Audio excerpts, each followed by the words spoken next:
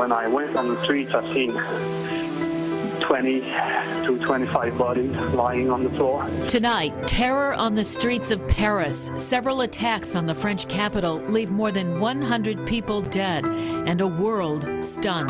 This is an attack on all of humanity and the universal values that we share. The French borders shut down for the first time since World War II. It's horrible what's happening in Paris. Now the question, why? What provoked a group of terrorists to carry out such a heinous act? 7 Eyewitness News is following the very latest from Paris right now.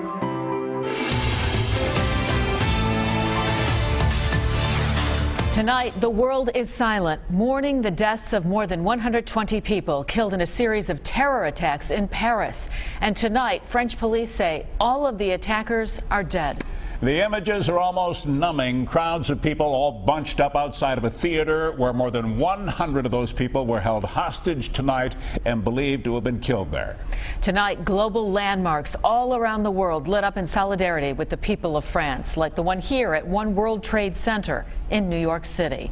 And now what millions of people are wondering tonight, why? Why has this happened? Tonight, ABC's Brandy Hitt digs deeper for us into what could have sparked the worst attack on Paris since World War II. The streets of Paris look like a battlefield as armed men struck multiple targets. More than 100 people have been killed after an unknown number of terrorists attacked with automatic weapons and explosives. We heard a bunch of gunshots, maybe 8 to 10, and then there was kind of a pause, and then there were a few more. Explosions rocked a soccer stadium while a game was underway. The worst carnage was at this theater, where the gunman took many concert-goers captive. An American band was performing on stage. They heard the gunfire and said it was louder than, what they were even playing. Heard screaming, yelling. Security forces rushed the building. At least 4 attackers died inside. Concert-goers could be seen filing from the hall, hands on their heads. One official said the gunman had tossed explosives at the hostages. A horrifying scene inside, according to the witnesses.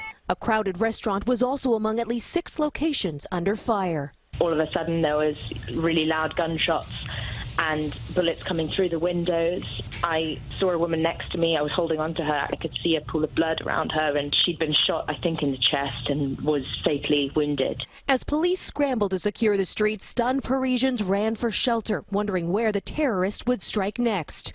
President Obama promised to stand with the French people. This is an attack on all of humanity and the universal values that we share. No one has claimed responsibility, and it's unknown if more attacks were planned. All public buildings in Paris, including schools and museums, are now closed indefinitely.